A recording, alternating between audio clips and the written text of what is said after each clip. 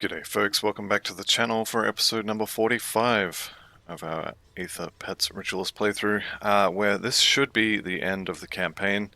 We are in the Tomb of the Eldritch Sun, continuing on from last episode, and this should actually be the end of the campaign, after which there are 5 dungeons to do. There's a few little tidy up quests to do, and that's it. But I'm just bringing up the map of this place because I always get lost. Okay. This area is fairly rippy, so if you're coming in here, do be careful. If you're coming in here with like a, an endgame build covered in purple items, you'll probably be fine. But if you're not, then maybe not. Right. There is a decent number of sort of hidden areas, we'll call them, in this particular zone, and I think the next one as well. And they have lore notes that explain the story of the witch gods and Korvaak. And if you haven't gone through and found all those and had a read of them, I do recommend it because it's a decent part of the story. Taking tons of damage again. I will be going relatively slowly through this part of the game. Like I said, this area is quite rippy, and this build is a very good leveling build, but it's not particularly survivable. So we send the pets in first, we let them get a good head start on threat, and then we put down the damage buttons. And again, taking a ton of damage on the skeletons, but that's fine, we just resummon. It's no problem. I do recommend, if you're coming through here for the first time, have the Grimtools map open, and that will show you where all of the little lore notes are, so you can go find them without running around like an idiot trying to find secret walls. There are 2 of them in this area, and then I think 1 or 2 more in the next, but I'm not going to show them, just for brevity's sake, I guess you could say. This is already going to be a slow push through here. We're going to be killing everything, because I don't want to get stuck between 2 groups of these massive chunky boys. Like I said, they have an annoying habit of ignoring your pets and coming straight for you.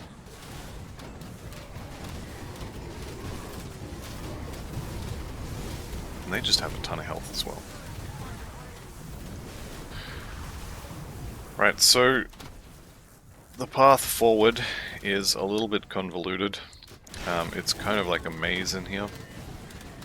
If you have the map up, you'll be able to see sort of where to go, but otherwise you may struggle. This big central area is kind of cool. If you look down there, you'll see something that's coming up. So you can see the grate on the floor there. We're going down there. It's just going to take us a little while to get there. So this dynamite, as always, is guaranteed spawn. I would definitely recommend not coming here to farm dynamite. I farm my dynamite at the Warden by farming crystals and then crafting dynamite, which is what I would recommend most people to do. So this is why I didn't want to get caught between 2 groups.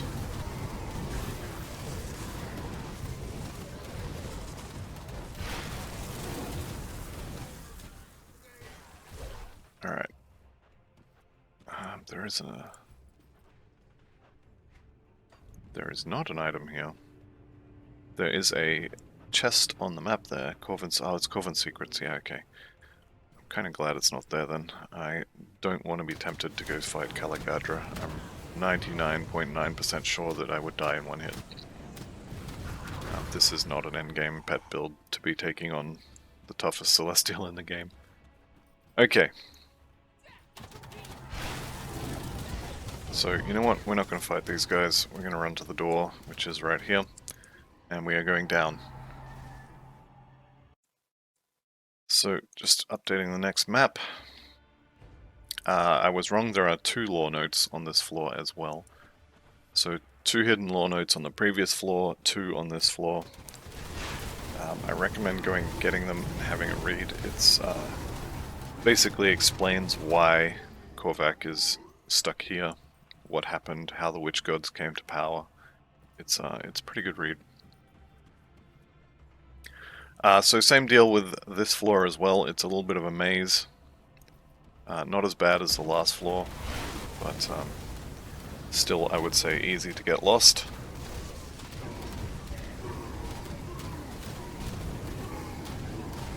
Let's put some buffs up.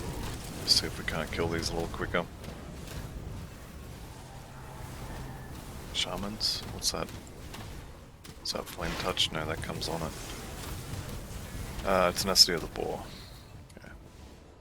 We're not doing fire conversion, although we absolutely could with this build. We'd just change a few devotions around.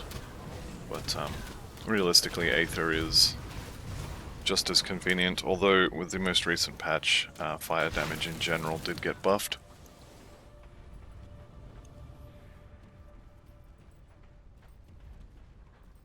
Alright.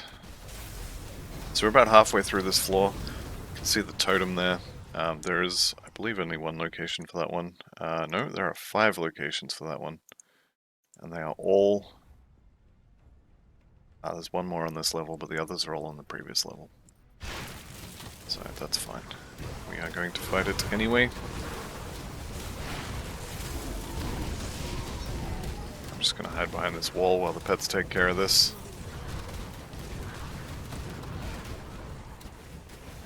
Definitely some sort of healer in this group too.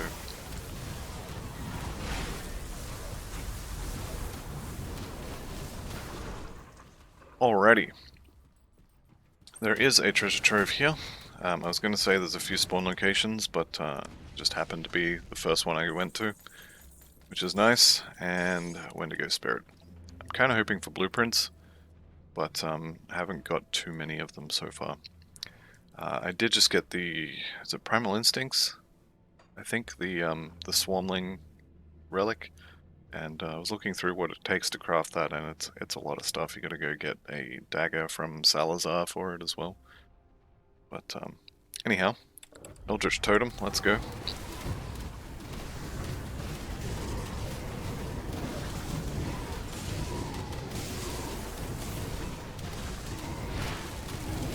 See the pets running out of health. One of them died after the fight was already over. Some would say that's not fair. Whatever, we resummon, we move on. Okay,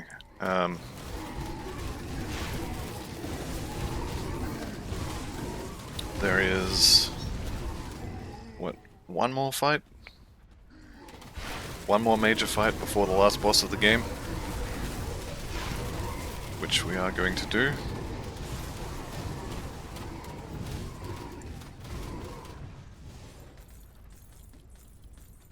So I'm going to... you know what? I am going to do this shrine. Why not? And how's our fire resistance? I think 224 overcap's probably enough. It's probably just about right. Maybe even slightly too much. So I'm going to double check our friend coming up here. Father Kaimon, whose name you might recognize. I'm just going to double check he does all fire and physical. Yes, good. Okay. Let's go ahead and do this fight as well. Let's go ahead and get out of there.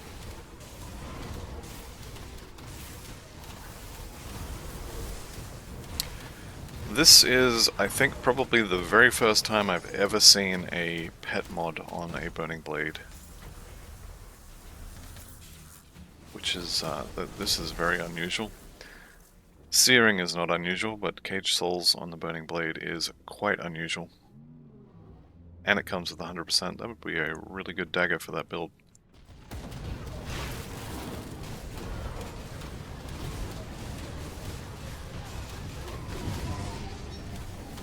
The good thing about fire conversion instead of Aether is you don't need this, because your mages already do fire damage. So,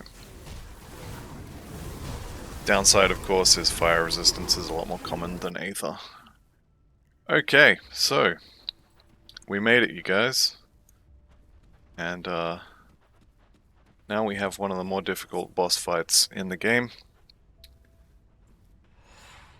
Let's go ahead and I just want to double check that he is... Yeah, good. Yep. Alright. So when we go in, we're going to talk to him. He's going to get quite cranky. He's going to try and explain stuff, and we are basically going to ignore him. His whole thing is more or less like, yeah, I know this fire god is like, you know, super bad for us and he's oppressive and all that, but he's got to be better than the darkness that's coming. And I don't agree. We're just going to kill all of them. So, let's go. Now, like I said, this is one of the harder fights in the game. This nearly killed my Death Knight when I was leveling him. This is the closest he came to death. Turns out for the pets, he killed most of them. But, went down pretty easily. I didn't expect it to be that easy. The Death Knight had a lot more trouble with him. Alrighty, so onwards to the final boss, which will be a little more difficult than that one. But, you know, much bigger arena as well. After all these centuries, the usurpers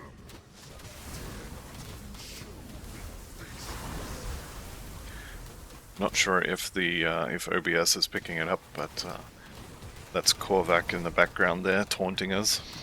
How long did they think I should last? More taunting. So I'm gonna walk through this place pretty quickly. The gargoyles in here, this is probably the best place to fight them. So if you're after one of their belts, or one of their other MIs, this is the place to get them. But I don't need their belts or their MIs, so I'm going to kill these ones because they have reputation inside of them. And then be on my way. We are heading more or less up and to the left. This place is where we are heading. Actually didn't know you could see that from up here. It's pretty cool. Don't need to kill those. Where am I going? Wrong way. They do have reputation inside though, so we will kill them. So the Gargoyle Girdles is Oathkeeper. That's retaliation as well. Gargoyle Waistguard? Nightblade, yeah. Sucks to be a dervish, I guess. You don't get to, you have to pick. Okay, a few pets down. Actually a lot of pets down. But, like I said, we're just gonna go through here relatively quickly. And here we are, at the final boss of the expansion. So, let's go in.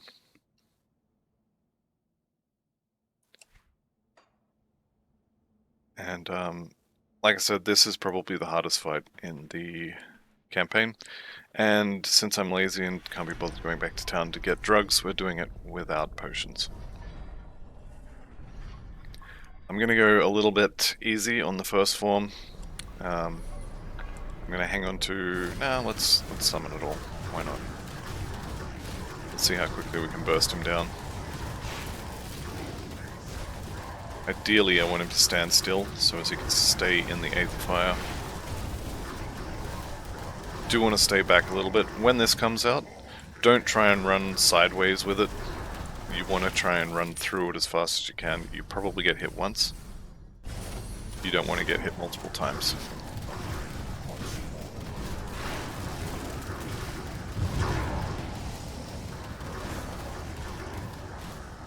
He's doing a lot of walking around. I guess he's chasing me, which I'm okay with.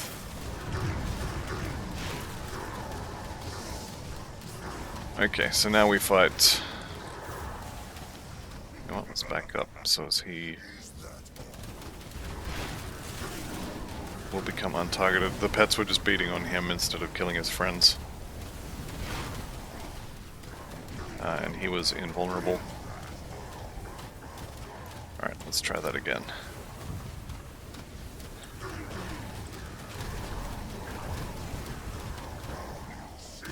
Okay, we got him into his final phase. Let's mop up his friends while he does that.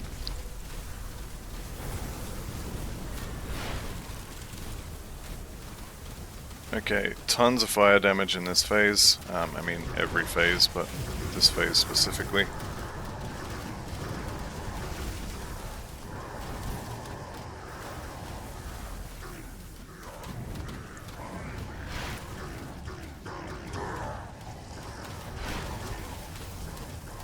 And we just basically wait while our pets kill him.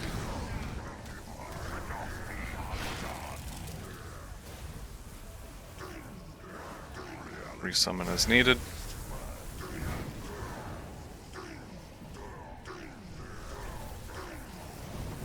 Alright, let's go in for the kill.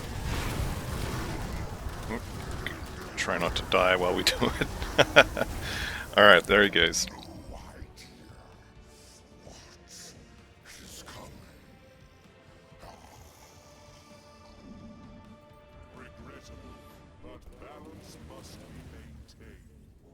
There we go. Korvaak, the Eldritch Sun, is dead. And look at the loot he dropped. Guys, no loot, really? Ah, just kidding. So similar to the Ligurian and, what's his name? Theodon. 3 loot chests to click on. We got Targo's Mallet and an Eldritch Essence. And what's that other purple? Death Whisper Leggings. And that's it. Let's go talk to some peoples. Where are we? Conclave of the 3 and Vanguard of the 3. So we'll go to the Vanguard first. I believe this is the turn in for the Messenger quest.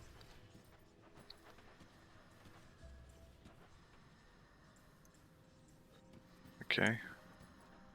Not sure why that has a star on it. I think this is to do with Bicilla, who has disappeared. So the messenger is dead, and yes, I'm sure it's dead. We get an attribute point, which is going into physique. And, yeah. Let's go to Conclave. I don't think they ever explain why the kind of the head of the cults have disappeared. But, yeah, my part here is finished. Okay folks, and at this point the playthrough comes to a finish. There will be a couple more videos coming on this character, including a showcase once I've made the transition to the goals set. But for the purposes of the playthrough, this is where the video series ends. As I said, there will be like a recap video, and maybe I'll do highlight videos of the farming process. I've got a fair bit of footage of that, and potentially some or all or none of the skeleton key dungeons, because realistically, if you want to watch footage of the skeleton key dungeons themselves, I already have that up and included as part of the Archon playthrough, and the actual playstyle, I guess, of this build has already been shown more than enough. So that'll be the end of the playthrough. So thank you all very much for watching. I hope you enjoyed it, and I'll see you all in the next one. Goodbye for now.